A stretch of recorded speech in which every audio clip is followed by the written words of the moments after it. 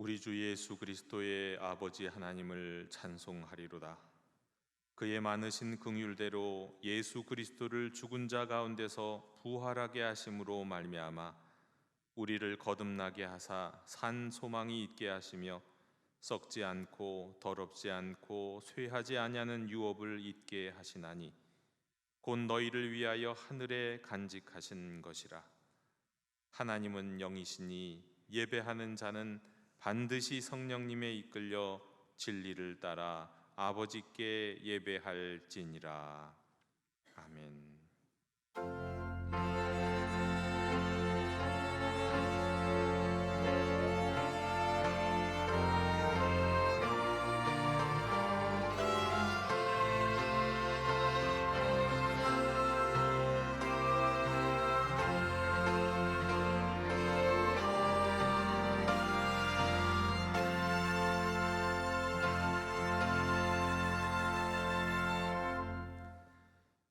십자가에서 고난을 당하시고 죽으셨다가 하나님의 능력으로 부활하신 주님께 감사와 찬송과 경배를 올려드리며 부활절 두 번째 주일 예배를 드립니다.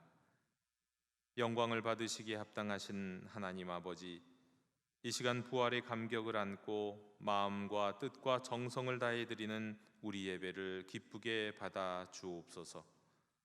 또한 우리 심령에 부활의 기쁨이 사라지지 않도록 성령님께서 늘 함께해 주시기를 기도합니다. 성령님께서 친히 임재하셔서 우리가 드리는 이 예배를 아벨의 제사처럼 받아주시고 오늘도 예배하신 말씀과 사랑과 은총으로 우리의 심령을 충만하게 채워 주옵소서. 부활하신 우리 주 예수님의 이름으로 기원하옵나이다. 아멘. 다 함께 자리에서 일어나셔서 오늘 이곳에 계신 성령님을 찬양하시겠습니다.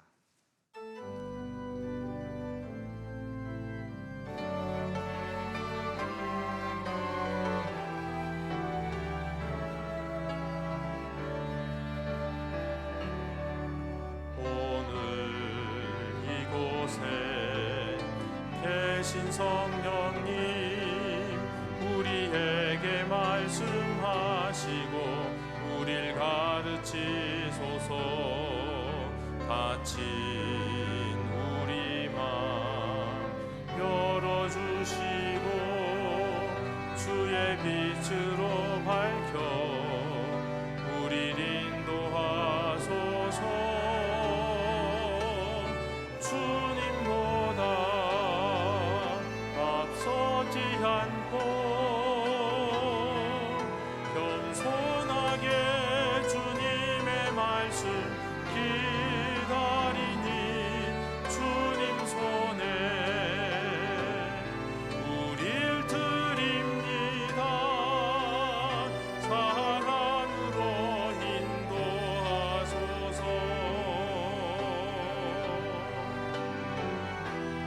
창조하신 모습 떠난 우리를 예수님 닮게 해주소서.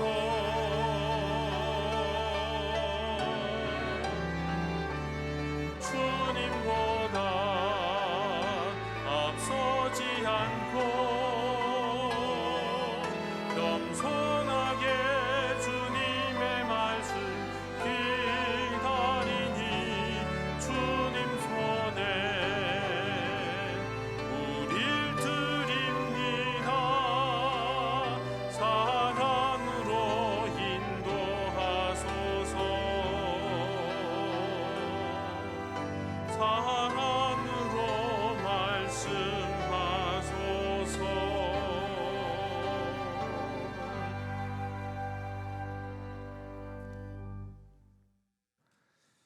긍휼이 많으시며 노하기를 더디하시는 하나님 아버지, 그 크신 사랑에 의지하여 참 마음으로 회개합니다. 지난 한 주간도 저희는 하나님의 뜻과는 너무나도 어긋난 삶을 살았습니다. 마음과 뜻과 힘을 다하여 하나님을 사랑하지 못했고 주님께 드려야 할 충성과 헌신을 뒤로 한 채 세상 일에 몰두하며 살았습니다. 내 이웃을 내 몸과 같이 사랑하라 하신 주님의 명령도 마음에 두지 않았습니다. 그리하여 이웃의 아픔과 고통을 외면한 채 이기적인 삶을 살았습니다. 하나님 앞에서의 경건한 생활도 포기한 지 오래되어 우리 몸과 마음은 더러운 말과 행실로 오염되었습니다.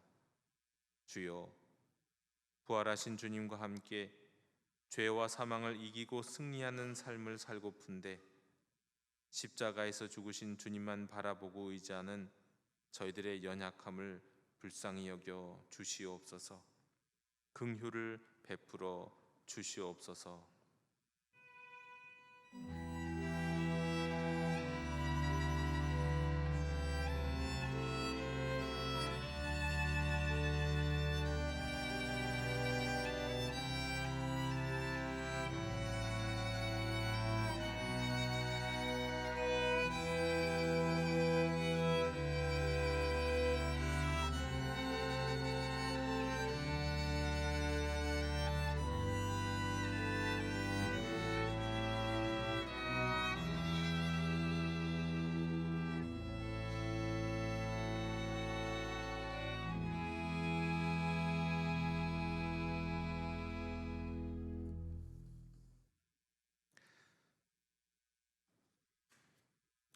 다 함께 사도신경으로 우리의 신앙을 고백하시겠습니다.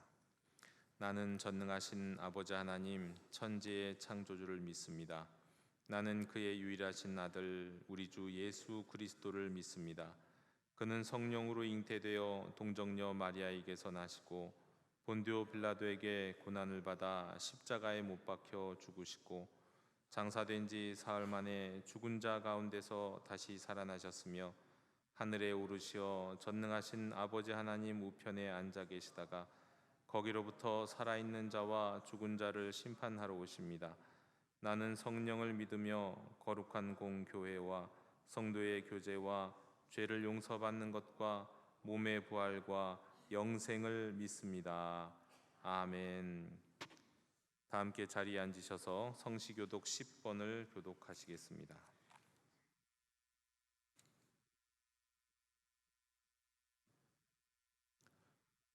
하나님이여 나를 지켜 주소서. 내가 주께 피하나이다.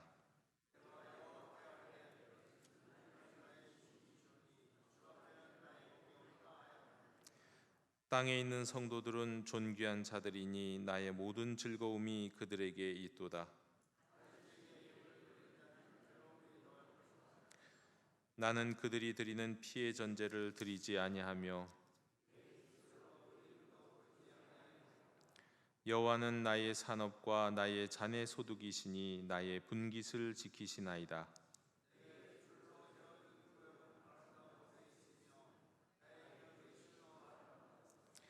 나를 훈계하신 여호와를 송축할지라. 내가 여호와를 항상 내 앞에 모시며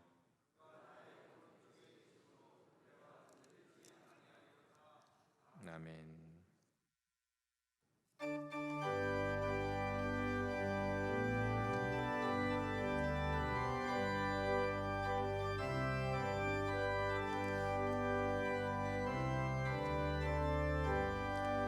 기뻐 찬송하세 주님 부활했네 그 무덤의 광채하게 드렸네 찬송하고 찬하세 계속하신 주님 할렐루야 찬송하세 다시 사셨도다 기뻐 찬송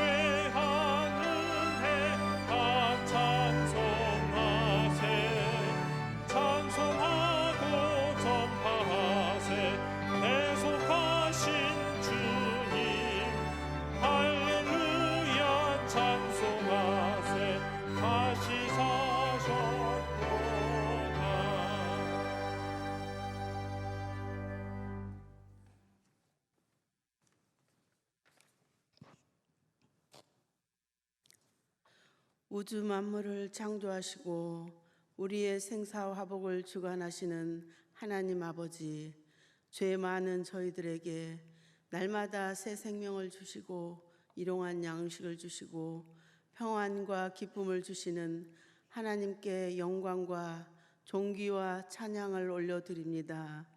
지난 한 주간도 주의 계명대로 지켜 행하지 못함을 용서하여 주옵소서.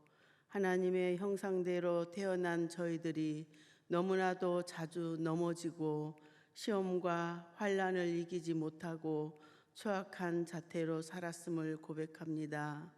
생각하면 감사하고 사랑하며 살기도 짧은 인생인데 나 자신만을 위하여 살고 있음을 주여 용서하여 주시옵소서.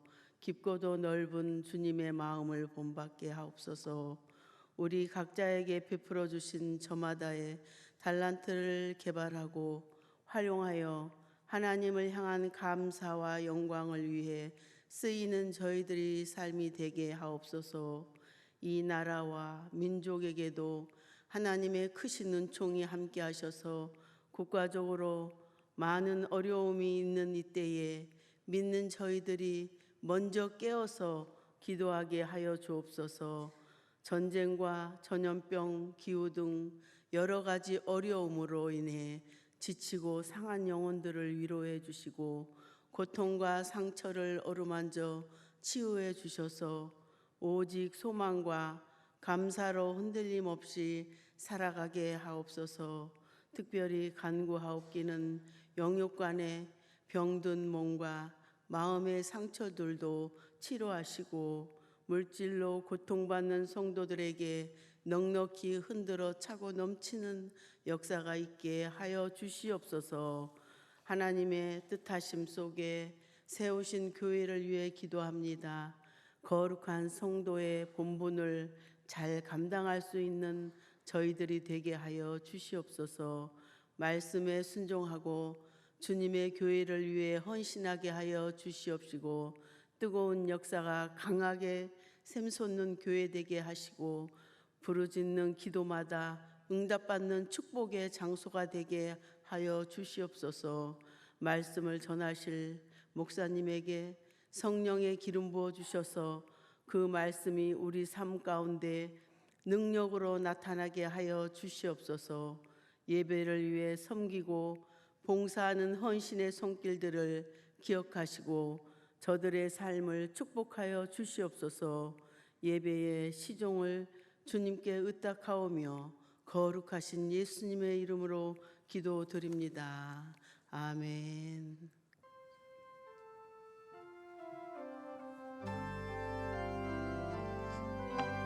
하늘에 계신 우리 아버지의 이름을 거룩하게 하시며 아버지의 나라가 오게 하시며 아버지의 뜻이 하늘에서와 같이 땅에서도 이루어지게 하소서. 오늘 우리에게 일용할 양식을 주시고 우리가 우리에게 잘못한 사랑을 용서하여 준 것 같이 우리 죄를 용서하여 주시옵소서.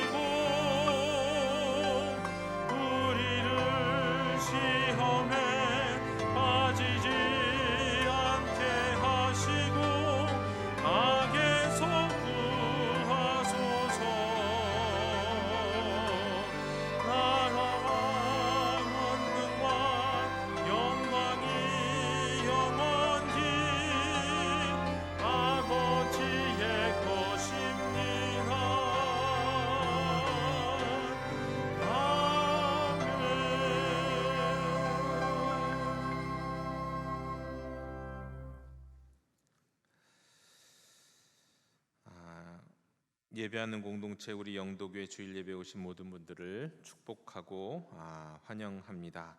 이 시간에 우리 잠시 영상 광고를 먼저 시청하도록 하겠습니다.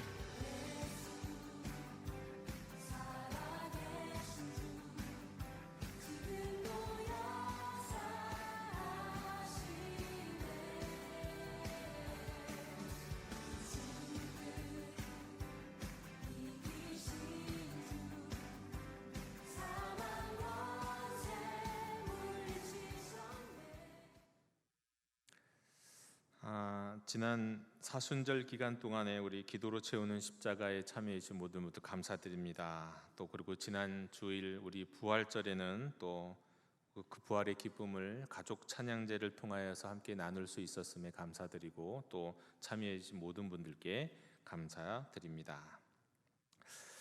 지난 금요일부터 우리 금양로 4인 4색 금양로 기도회가 시작되었습니다. 첫째 주는 말씀 묵상이었는데요. 1시간 정도 말씀 묵상에 관한 귀한 말씀을 전해 주셨는데 여러분 혹시나 내가 말씀 묵상 이 금양리교회에 참석 못해서 이 시간을 참여하고 싶은데 참여하지 못하신 분들은 영상을 통해서라도 여러분 꼭 들으시고 다시 한번 우리 말씀 묵상의 불을 지피실 수 있는 우리 성도님들이 다 되셨으면 좋겠습니다. 이번 주는 우리 전재훈 목사님 오셔서 기도에 관한 말씀, 귀한 은혜의 말씀을 전해 주시겠습니다. 여러분 기도로 준비하시고 또 금양로 기도에 많이 참여해 주시기 바랍니다. 우리 유아 세례식 광고 우리 화면으로 참고해 주시고 신청해 주셨으면 좋겠습니다. 아버지 학교 오는 토요일 시작됩니다. 우리 마지막 신청 기간이니까 신청해 주시기 바랍니다. 하나님의 위로를 빕니다. 우리 지난 주간에 임종관 우리 협동 안수 집사님, 우리 이옥진 집사님의 남편께서 별세하셨습니다. 우리 가족들을 위해서, 유족들을 위해서 기도해 주시기를 부탁드립니다. 그 외의 내용들은 우리 화면과 주보를 참고해 주시기 바랍니다. 이상으로 우리 교회 실천 소식을 모두 전해드렸습니다. 이제 다 함께 자리에서 일어나셔서 말씀을 위한 찬송을 함께 부르시겠습니다.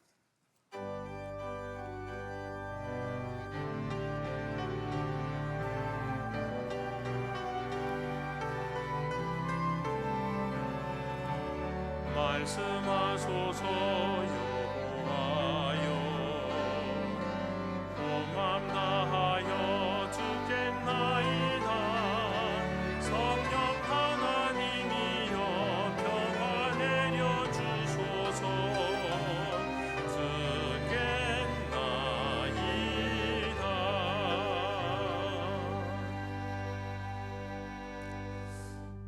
오늘 우리에게 주신 하나님의 말씀은 누가복음 24장 13절에서 17절, 25절에서 27절, 30절에서 32절 제가 봉독하겠습니다. 하나님의 말씀을 경청하십시오. 그날에 그들 중 둘이 예루살렘에서 25리 되는 엠마오라 하는 마을로 가면서 이 모든 된 일을 서로 이야기하더라. 그들이 서로 이야기하며 문의할 때에 예수께서 가까이 이르러 그들과 동행하시나 그들의 눈이 가리어져서 그인 줄 알아보지 못하거늘 예수께서 이르시되 너희가 길 가면서 서로 주고받고 하는 이야기가 무엇이냐 하시니 두 사람이 슬픈 빛을 띠고 머물러 서더라. 이르시되 미련하고 선지자들이 말한 모든 것을 마음에 더디 믿는 자들이여, 그리스도가 이런 고난을 받고 자기의 영광에 들어가야 할 것이 아니냐 하시고 이에 모세와 모든 선지자의 글로 시작하여 모든 성경에 쓴 바 자기에 관한 것을 자세히 설명하시니라. 그들과 함께 음식 잡수실 때에 떡을 가지사 축사하시고 떼어 그들에게 주시니 그들의 눈이 밝아져 그인 줄 알아보더니 예수는 그들에게 보이지 아니하시는지라. 그들이 서로 말하되 길에서 우리에게 말씀하시고 우리에게 성경을 풀어주실 때에 우리 속에서 마음이 뜨겁지 아니하더냐 하고. 아멘. 자리에 앉으시겠습니다.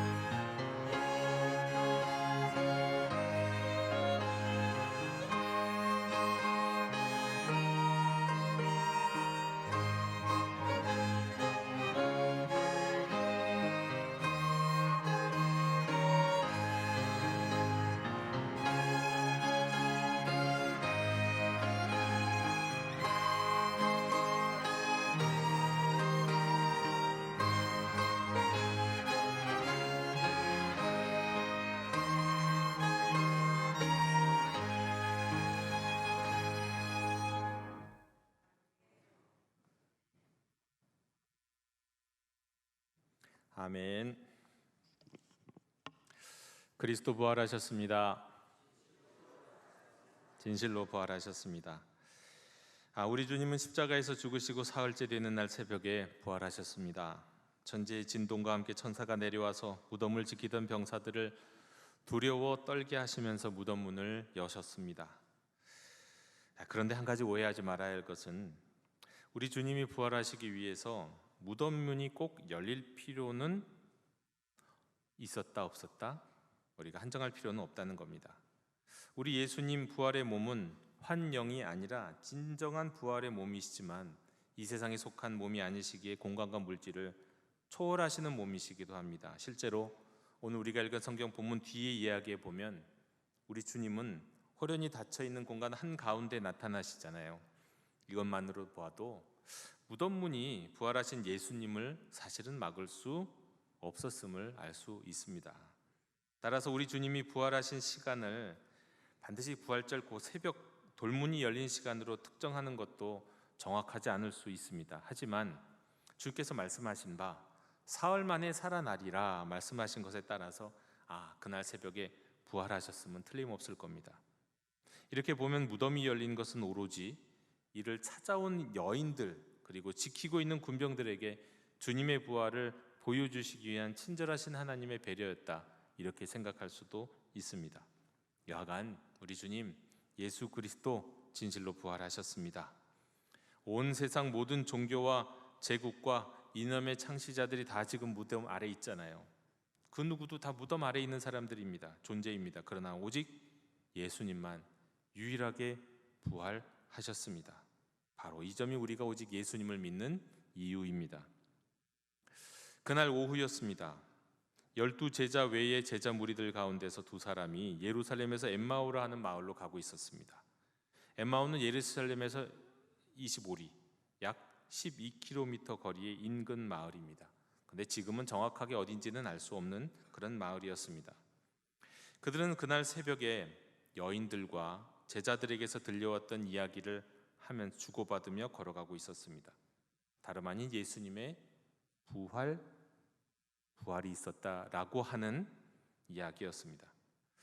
그런데 걸어나가고 있는 이 두 제자 사이로 한 낯선 사람이 끼어들었습니다. 부활을 이야기하고 있을 때 부활하신 주님이 끼어드셨습니다. 근데 제자들에겐 여전히 낯선 사람입니다. 함께 동행하면서도 그분이 누구인지 알아차리지 못했기 때문입니다. 성경은 그들의 눈이 가리어져서 그인 줄 알아보지 못하거늘 이라고 기록합니다. 자, 그럼 부활하신 주님을 만나고도 알아보지 못하는 이유는 대체 뭘까요? 일단 그것은 우리가 상상할 수 있고 추측할 수 있는 것 하나, 부활하신 주님의 영광의 몸이 부활 이전의 몸과 동일하지 않다는 것을 가르쳐 줍니다. 만일에 동일한 외모라면, 똑같은 외모라면 그건 부활이 아니라 소생이에요. 소생은 죽기 이전의 모습으로 돌아가는 거죠. 과거로의 회귀입니다. 건강해지고 그냥 우리가 젊을 때로 돌아가는 것과 크게 다르지 않아요. 하지만 부활은 죽음을 이기고 더 이상 죽음 없이 살아갈 영생의 몸, 영원한 미래의 몸이에요. 따라서 똑같은 외모라 말하기 어렵기 때문에 이 두 제자뿐만 아니라 다른 이들도 예수님의 부활을 목도하고 부활하신 주님을 만났을 때 처음부터 알아보지 못하는 이들이 있었습니다. 또 준비되어 있지 않은 사람에게는 아무리 부인할 수 없는 하나님의 계시가 주어진다 해도 이게 억지로 믿음이 생기지 않는 것을 이 말씀을 통해서 우리가 알 수 있습니다. 성경에 보면 듣기는 들어도 깨닫지 못하고 보기는 보아도 알지 못하리라는 예언자 이사야의 예언이 있는데, 바로 이 다른 어떤 경우보다도 바로 이들 부활하신 예수님을 만났으나 그분이 죽은 자 가운데서 살아나신 분임을 알지 못하는 바로 이런 분들에 대한, 이들에 대한 말씀이었다, 이렇게도 이해할 수 있겠습니다. 예수님은 자신을 알아보지 못하는 두 제자와 동행하시면서 그들의 이야기 속에 끼어드셨어요. 그들이 이야기하고 있던 바가 무엇인지 물어봅니다. 그러자 두 사람은 슬픈 빛을 띠면서 발길을 딱 멈춥니다. 갑자기 진지해진 거죠. 너무 슬픔이 몰려와서 더 이상 걸을 수가 없었던 거예요. 이때 두 사람 중 한 사람의 이름은 글로바라고 성경이 기록하고 있습니다. 이 사람은 후에 초대교회에서 아주 잘 알려진 인물 가운데 한 사람이 되었을 게 분명합니다. 그렇지 않았다면 굳이 이름을 말할 필요가 없거든요. 예수님의 십자가를 진 구레네 사람 시몬, 예수님을 자신의 무덤에 모신 아리마대 사람 요셉, 다 이들은 후대에 초대교회의 아주 중요한 지도자들, 성도들이 됩니다. 초대교회에 잘 알려진 사람으로서 예수님의 십자가와 부활을 직접 목격했던 이들, 그래서 초대교회 성도들은 이들을 직접 찾아가서 그들에게 이것을 물을 수도 있었어요. 그래서 굳이 이 이름이 기록되어 있는 겁니다. 글로바는 이제 나중에 그런 사람이 되죠. 글로바는 예수님에게 어떻게 예루살렘에 있었으면서도 어찌 이 유명한 일을 혼자만 알지 못하는 것이냐고 오히려 묻습니다. 그의 예수님은 대체 무슨 일이 있었느냐라고 되물으십니다. 글로바는 나사렛 출신 예수님에 관한 이야기라고 말하면서 시작합니다. 당시에 예수라는 이름은 아주 흔한 이름이었기 때문에 굳이 그 예수님의 출신을 특정해야만 했어요. 예수님 그러면, 예수 그러면 어떤 예수? 사람들이 이야기가 나오는 거죠. 그래서 나사렛 예수다라고 말합니다. 그 예수님은 하나님과 모든 백성 앞에서 말과 일에 능하신 선지자였다고 말합니다. 이거는 베드로가 했던 신앙 고백, 우리가 잘 알고 있는 주는 그리스도시요 살아계신 하나님의 아들이십니다. 사실 여기에 못 미치는 고백이에요. 적어도 베드로는 예수님을 메시아라고는 고백하잖아요. 그런데 이 글로바는 이때 당시에 예수님을 그저 능력 있는 예언자 정도로만 고백하고 있습니다. 그리고 그 예수님을 대제사장들과 관리들이 십자가에 넘겨줬다고 말합니다. 빌라도가 사형 판결을 내린 거지만 유대의 지도자들의 책임이 더 크다라는 걸 강조하고 있습니다.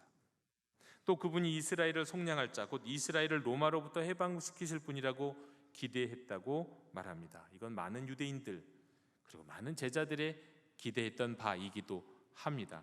하지만 우리 주님은 모든 인류를 죄로부터 사망으로부터 사탄으로부터 구원하시고 새로운 세상을 여시는 분이지 단지 이스라엘을 로마로부터 정치적으로 해방시키고자 오신 분은 아니었던 거죠. 그리고 십자가에 죽으신 지 사흘째라고 말합니다.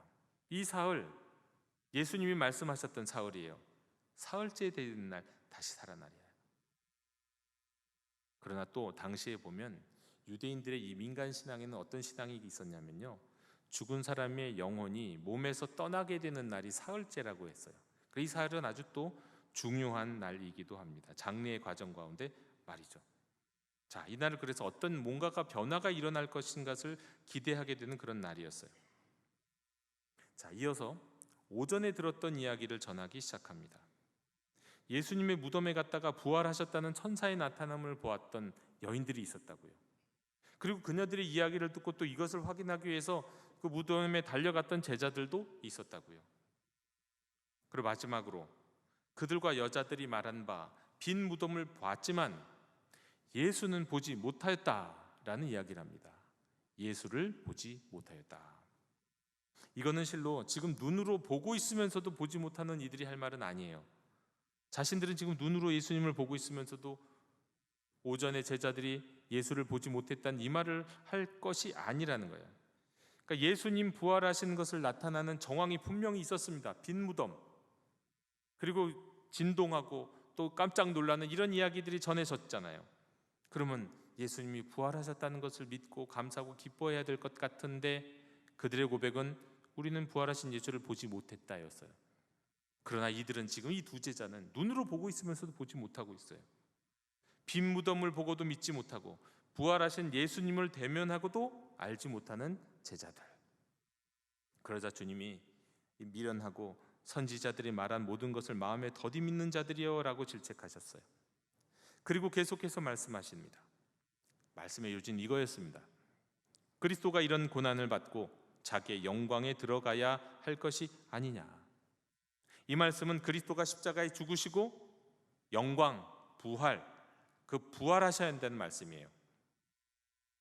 이어서 모세와 예언서 등 성경에 쓰여져 있는 바 그리스도에 관한 것을 말하자면 성경을 풀어서 설명하셨어요. 그렇게 길을 계속 가는 중에 드디어 엠마오에 이르렀습니다. 제자들은 예수님이 그것을 계속 지나가려고 하시는 것을 알게 되고는 그 예수님 붙들고 강권합니다. 우리 집에 묵으십시오. 우리 함께 식사합시다. 손님으로 모셨어요. 그리고 마침 저녁 시간이 되어서 식사를 이제 대접하게 될 때 기도를 부탁드립니다. 그러자 손님으로 오신 분이 그 저녁 식탁의 주인이 되셔서 기도하세요. 식탁의 자리가 바로 이 떡과 잔을 들어서 감사의 기도를 드리는 그 순간 어느 소련이 그 자리가 성만찬의 자리로 변합니다. 성만찬이 이루어졌어요. 첫 번째 성만찬.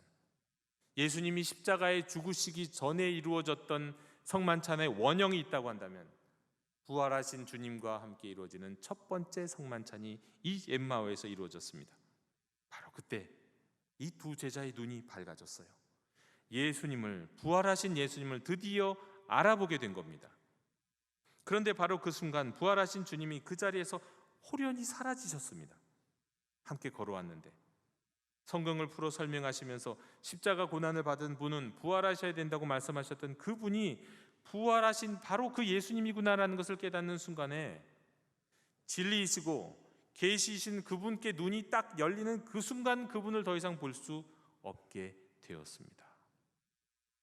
여러분, 이 두 제자는 예수님을 만났습니다. 부활하신 예수님을 만났습니다. 아니, 이미 부활하신 예수님을 만났는데 이제야 말씀하시고 동행하셨던 그분이 바로 부활하신 분임을 깨달았어요. 엠마오로 가는 길에, 그리고 그날 저녁에 식탁고 성만찬 가운데서 일어났던 사건은 지금 이 시대를 살아가는 우리가 부활하신 주님을 만나려면, 또 그분이 부활하신 주님을 깨달으려면 우리가 어떻게 해야 하는가를 알려주시는 아주 귀한 말씀입니다. 물론 눈이 가려졌던 이들이 눈이 밝아졌다고 하는 이 말씀을 통해서 이 모든 과정이 주님의 섭리와 계획 안에서 이루어진 것을 우리가 알 수 있기 때문에 결코 누구도 부활하신 주님을 내 노력을 통해서 만날 수는 없다고 그렇게 이야기할 수 있겠습니다. 하지만 우리는 이미 하나님께 부름받은 자임을 알고 있잖아요. 우리를 향하신 하나님 아버지의 뜻이 예수 그리스도 안에서 구원받을 뿐 아니라 풍성한 생명을 누리고자 함임을 우리가 알고 있잖아요. 그렇다면 우리 하나님의 뜻이, 우리를 향한 하나님의 뜻이 부활하신 주님 만나고 깨닫는 것이다. 우리 하나님이 부활하신 주님을 만나고 깨닫는 것, 우리 하나님이 지금 우리를 향해 원하고 계신 것이 분명하기 때문에 최소한 우리가 그 앞에서 하나님을 향하여 주님께 우리가 할 수 있는 최선의 노력을 감당할 수 있겠는데, 오늘 우리가 읽은 이 말씀 속에 아주 핵심적인 길이, 핵심적인 가르침이 있다는 겁니다. 우리가 어떻게 하면 부활하신 주님을 만나고 깨달을 수 있는지, 오늘 주신 말씀 가운데 발견할 수 있는 적어도 두 가지를 여러분들과 함께 나누기를 원합니다. 첫 번째는 다른 거 아닙니다. 다른 데 길이 있는 게 아니에요. 우리는 말씀 안에서 부활하신 주님을 만날 수 있습니다. 부활하신 예수님이 사라지신 이후 두 제자는 서로 말하죠. 32절에 보면 길에서 우리에게 말씀하시고 우리에게 성경을 풀어주실 때 우리 속에서 마음이 뜨겁지 아니하더냐. 여러분, 제자들은 주님의 말씀을 들을 때요, 이미 부활하신 주님을 느꼈어요. 성경을 풀어서 가르쳐 주시는 말씀과 인격적인 사귐 가운데 주시는 말씀, 그 속에서 부활하신 주님을 사실 이미 만났어요. 아니, 이렇게 말씀하는 게 더 나을 것 같아요. 성경을 읽고 성경을 풀어주시는 가르침을 받을 때, 성경 묵상을 통해 주님과의 교제를 나눌 때 우리에게 말씀하시는 주님이 바로 부활하신 주 예수님이라는 것을 알았다고요. 느끼고 있었다고요. 그분은 이미 부활하신 예수님이셨어요. 우리가 말씀을 통해 교제하는 주님은 이미 십자가에 달려 죽으셨을 뿐 아니라 부활하신 예수님이라는 거예요. 우리가 기도할 때 만나는 주님 말이에요. 실제로 어떤 목사님은 늘 이런 기도를 하셨대요. 주님, 제가 제 평생에 나를 위해서 십자가에 달려 죽으신 주님만 바라보면서 묵상하면서 살았던 것 같은데, 저 주님, 십자가에 달려 죽으신 주님 말고요, 부활하신 주님을 만나고 싶어요 라고 기도했대요. 그런 기도 할 수 있잖아요. 근데 그때 이런 음성이 들리셨다는 거예요. 내가 말하고 있는 내가 부활한 그니라. 이미도 우리가 말씀으로 기도하며 묵상할 때 우리에게 말씀하시고 성경을 공부할 때 말씀을 풀어 가르쳐 주신 분이 바로 십자가에 죽으셨을 뿐만 아니라 부활하신 주님이었다는 거예요. 여러분, 오늘도 우리에게 말씀하시는 분, 우리에게 위로하시는 분, 우리에게 은혜 주시는 분은 십자가에 죽으셨을 뿐만 아니라 부활하신 주님을 믿으시기 바랍니다. 자, 그렇다면 영도교회 형제자매 여러분, 우리가 부활하신 주님을 만나기 위해서 우리가 해야 되는 노력은 무엇일까요? 우리가 순종해야 될 것은, 우리가 실천해야 될 것은 무엇일까요? 무엇보다도 말씀으로 기도하는 이 성경을 묵상하는 자리에 부지런히 나가는 거예요. 말씀의 자리예요. 또 성경을 풀어주는 자리, 성경을 공부하는 자리, 성경을 가르치는 자리에 나가는 거예요. 빼앗기지 아니하는 거예요. 여러분, 우리 그리스도인들에게 이거보다 더 중요한 자리가 어디 있습니까? 우리가 기독교의 이름으로 하는 어떤 봉사나 어떤 회의나 어떤 프로그램, 여러분, 이런 것들은 아무리 많이 해도 우리를 부활하신 주님께로 인도하지 않습니다. 오직 말씀을 묵상하는 일, 곧 말씀으로 기도하는 일과 성경을 풀어서 가르치는 자리에 참여하여 배우는 것만이 부활하신 주님을 만나는 가장 기본이 되는 자리입니다. 여러분, 우리 인생의 여러 가지 자리에 가면 재미있고 즐겁고 보람이 있고 많은 유익한 자리들이 있습니다. 우리가 인생 살면서 말이죠. 하지만 말씀 안에서 부활하신 주님을 만난 자리로 나아가기 위해서 내 삶에 내가 바라고 내가 원하고 나름대로 유익하다고 싶은 그런 자리를 포기하고 그 시간들을 내려놓고 말씀의 자리로 나아갈 수 있어야 돼요. 부활하신 주님을 만나기 위해서 말이죠. 다시 정리합니다. 지금까지 십자가를 묵상하는 가운데 주님의 사랑의 목소리를 들으셨나요?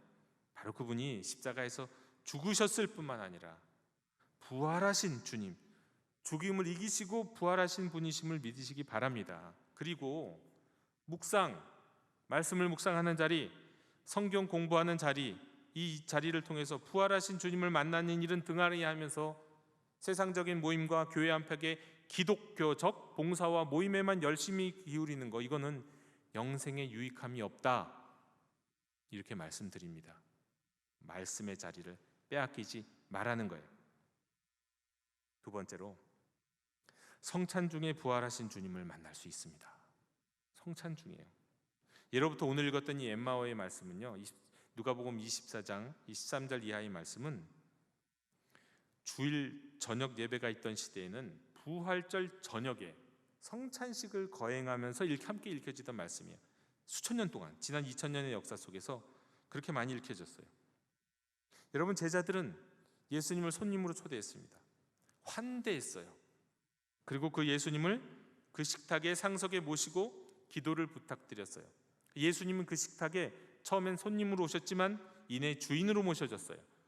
그리고 떡과 잔을 들어서 하나님께 감사의 기도를 드렸죠. 6월절에 이렇게 떡과 잔을 들어서 감사의 기도를 드리잖아요. 우리가 성만찬 할 때도 제가 꼭 항상 떡과 잔을 들잖아요. 이 감사의 기도를 드리는 순간 그 자리는 성만찬의 자리가 됐어요. 성만찬은 손님으로 환대하며 모신 예수님이 주인이 되시는 자리예요. 그리고 주인이 되시는 식탁이에요.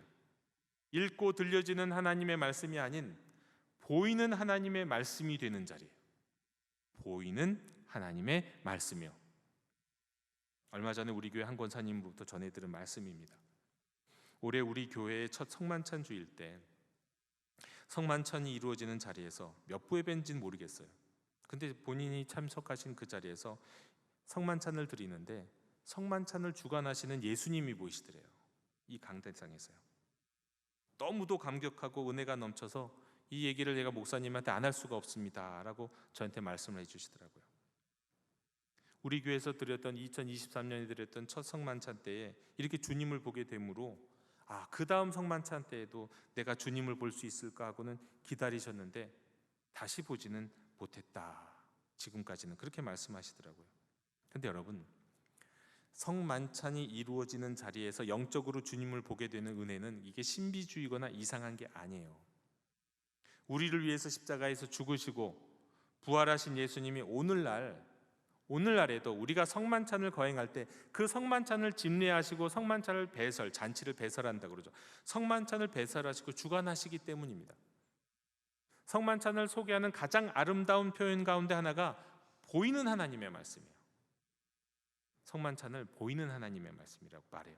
떡을 떼고 잔을 나누어 주셨던 주님이 행하신 일이 이 앞에서 이루어질 때 십자가에서 우리를 위해 몸을 찢기시고 피를 흘리셨던 그 주님이 보이거든요. 보이는 하나님의 말씀이에요. 우리는 2000년 전 그 일을 몸소 보여주시면서 말씀하셨던 주님, 십자가에 죽으셨으나 부활하신 그 주님을 성만찬 자리에서 뵙게 되는 거예요. 여러분, 성만찬을 저희 소홀히 여기지 마시기 바랍니다. 성만찬에 나올 때 사모함으로 나오시길 바랍니다. 일상의 식사가 성만찬이 되었을 때 주제자의 영안이 열려서 주님을 보게 되고 깨닫게 되었듯이 오늘날에도 부활하신 주님은 성만찬의 자리를 통해서 우리에게 나타나십니다. 성만찬은 보이는 하나님의 말씀. 우리가 성만찬에 참여할 때마다 십자가에 죽으신 주님께 감사하고 부활하신 주님을 사모하면 이 성만찬의 자리가 하나님의 말씀이신 주님을 만나는 자리가 될 줄로 믿습니다. 자, 그리고 결론적으로요, 이렇게 말씀 안에서, 이렇게 성만찬 안에서 부활하신 주님을 만나는 성도에게는 어떤 일이 일어날까요? 어떤 변화가 생길까요? 죽음을 초월하게 돼요. 죽음을 초월하게 됩니다. 성경에서 초대교회 역사 속에서 부활하신 예수님을 만난, 부활을 목격한 제자들이 맞이했던 건 무엇이었을까요? 순교였습니다. 그리고 순교적인 삶이었어요. 부활을 목격한 주님의 제자들뿐 아니라 이들을 통해서 부활의 복음을 전해들은 초대 교인들은요, 많은 박해와 고난의 시간을 지나야 했어요. 박해 가운데서는 처형당한 많은 초대교회 교인들이 있었는데 그들 중에서는 어린아이들과 부녀자들도 다수 있었습니다. 이들 모두에게는 공통점이 있었어요. 예수님의 부활을 직접 경험하고 만났던 제자들 말고 그 다음 세대의 경우에도 보면 공통점이 있었는데 뭐냐? 부활을 직접 보지는 못했지만 사도들이 전해준 부활을 믿었어요. 부활하신 주님을 인격적으로 만났어요. 여러분, 이들의 믿음이 특별해서가 아닙니다. 그들이 믿은 부활이 특별했기 때문이에요. 죽음이 끝이 아니고 죽음 이후에 그 다음 생에도 끝이 아니며 장차 부활로 영생에 들어가는 삶이 기다리고 있음을 믿은 이 초대교회 성도들은 사자의 밥이 되는 자리에서도, 뜨거운 불길로 사그러지는 자리에서도, 고통 가운데서도 부활을 소망했어요. 확신했어요. 저들이 부활을 확신하고 소망할 수 있었던 이유는 부활하신 주님을 만났기 때문입니다. 제자들은 직접 만났죠. 이후에 하나님의 백성들은 저들의 삶을 인도하시는 부활하신 예수님을 인격적으로, 경험적으로 알고 만났어요. 말씀 안에서 만났고 성찬 안에서 만났기 때문이에요. 부활하신 주님을 만난 이들은 그래서 죽음이 그들을 가두지 못했습니다. 죽음 앞에서 벌벌 떠는 것이 아니라 죽음을 향해 꾸짖고 오히려 죽음을 초월했어요. 어젯밤에 문득 이전에 제가 어떤 간증들을 통해서 알게 된 한 자매님이 궁금해졌어요. 그분의 자매님의 이름은 천정은 자매님이에요. 본래 피아니스트였던 이 자매님은 유복한 가정에서 아주 부족함 없이 자란 분이었습니다. 그러던 어느 날, 정확히는 11년 전에요, 2012년에 초음파를 통해서 암 판정을 받았습니다. 암 투병으로 씨름하던 가운데 이분은 교회를 소개받고 교회 다니면서 예수님을 영접하면서 성령님도 체험했고요, 이 과정을 통해 하나님을 만났어요. 그리고는 수술이 끝남과 동시에 암이 싹 사라지는 은혜를 입었어요. 수술뿐만 아니라 다른 수술 부위 외에 다른 지역까지 다 암이 사라지는 은혜를 경험했어요. 이후에 암에서 회복된 체험을 열심히 간증했어요. 그런데 2015년에 암이 다시 재발했습니다. 이때 재발했을 때는 골반뼈, 척추뼈, 갈비뼈에서 암이 발견됐어요. 그런데 다른 분들 같으면 이제 시한부라고 하니까 조용히 죽음을 기다리면서 자신의 주변을 정리하는 일에만 힘썼을 텐데, 자신의 건강을 관리하는 일에만 집중을 했을 텐데, 이분은 그러지 않았어요. 이 자매님은 매일 전도했어요. 자신과 같은 암 환우들을 찾아다니면서 계속해서 전도했어요. 전도할 때 이렇게 말합니다. 저도 당신과 같은 암 환자인데 이렇게 다닙니다. 제가 전하는 복음을 들어주세요. 부활하신 예수님을 꼭 믿어야 돼요. 제가 이분의 이야기를 처음 들었을 때 이 자매님은요, 70차 항암을 진행 중이었어요. 70차. 항암을 받아보신 분들은 알지만 그게 얼마나 힘들고 고통스러운지, 옆에서 보시는 분들만 해도 옆에 있는 분들도 정말 힘들잖아요. 그래서 저는 이 자매님이 처음에는 이분은 항암 치료를 되게 쉽게 넘어가시는 분인가 보다, 뭐 가끔 그런 분들도 계시니까요, 그렇게 생각을 했는데, 몇 년 전에 이 자매님을 찍은 다큐멘터리를 봤는데, 집안에다가 이제 카메라를 설치해놓은 카메라죠. 이분이 밤에 가발을 벗고 방을 뒹굴면서 고통스러워하는 모습이 나와요. 항암을 할 때. 항암을 한 번 할 때마다 절대 쉽게 넘어가신 분은 아니라는 거예요. 그런 자매님이, 이 자매님은 예수님을 영접하던 다음 날부터 사실은 과감하게 하의를 신고 화려한 가발을 쓰고 화장을 하면서 부활의 복음을 전하기 시작했어요. 내가 이렇게 초췌한 모습으로 살 수 없다고 말합니다. 그러면서 진짜 환자는 내가 아니라 예수님을 모르는 사람들이다.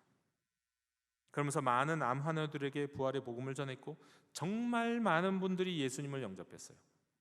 이분의 기도 목록에는 몇백 명의 기도 이 암환우들이 있고요. 그들을 위해서 날마다 기도하고 또 기도하다 보면 그분들이 내가 찾아가기 전에 그분들이 자신을 부르는 일이 부지기수래요.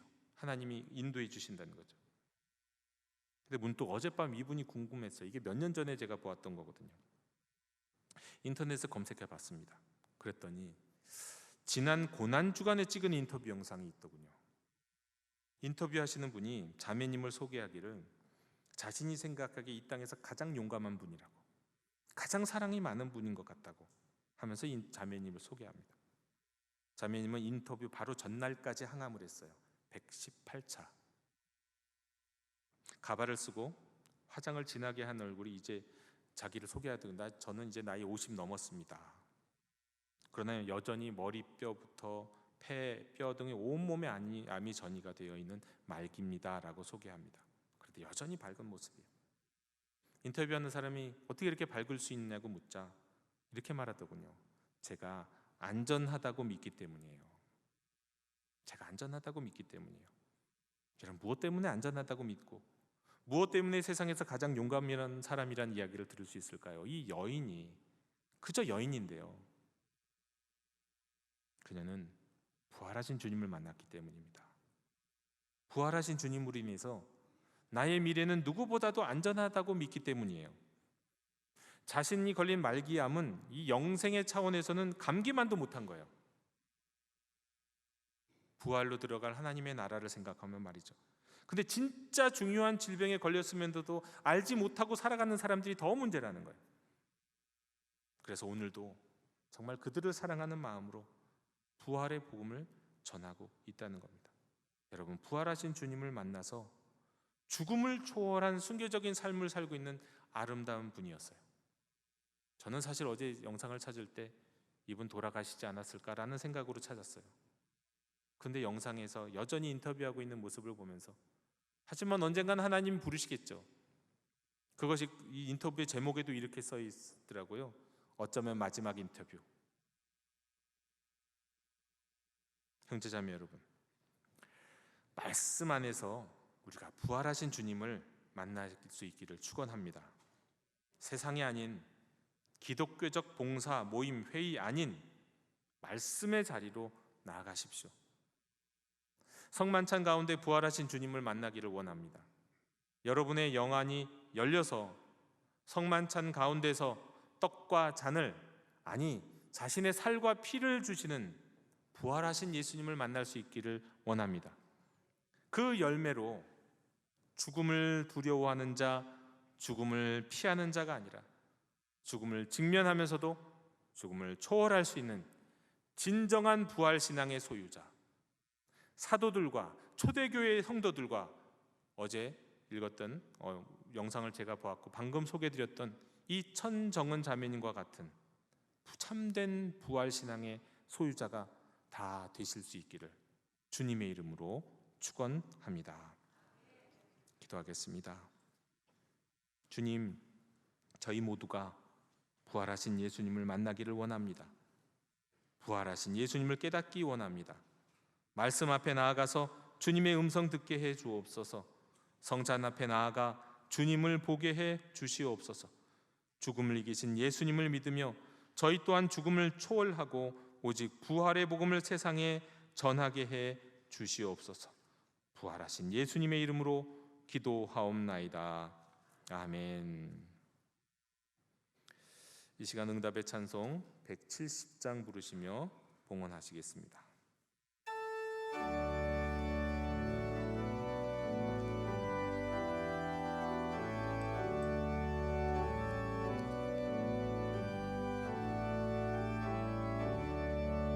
내 주님은 살아계셔 날 지켜주시니 그 큰 사랑 인하여서 나 자유로 얻었네. 나의 구원 되시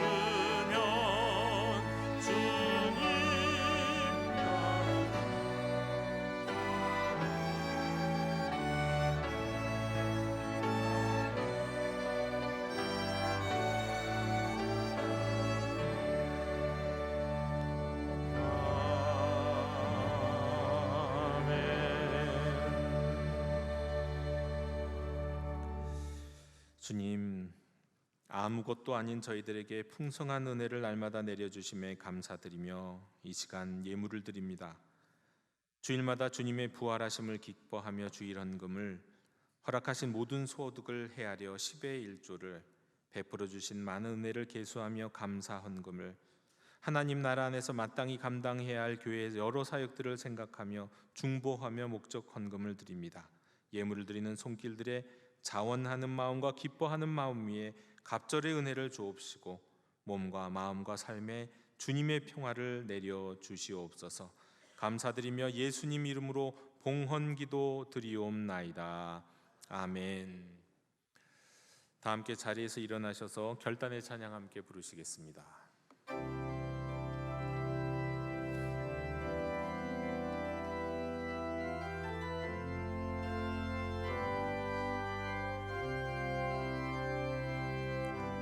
말씀 앞에서 경외함으로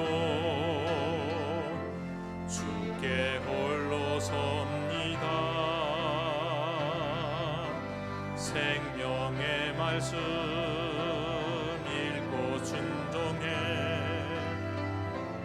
주를 예배합니다. 기록된 말씀 힘이 있어서 진리로 우리 거룩해 하며 거룩한 말씀 세세 영원히 복음이 되어 말씀하시네. 하나님 말씀에 두려워 떠는 자, 그 말씀에 생명을 거는 자, 한 사람 찾으시는 주님의 약속을 믿어. 하나님 말씀에 운명을 거는 자, 순종하며 주 따라가는 자, 영원한 하나님 나라 이뤄갈 주의 교회여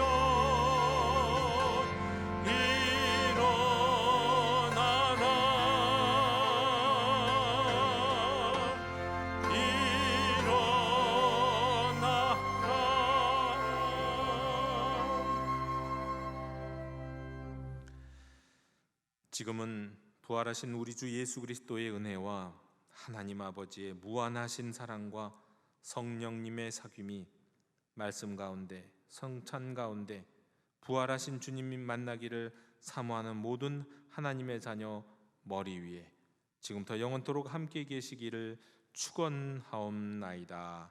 아멘.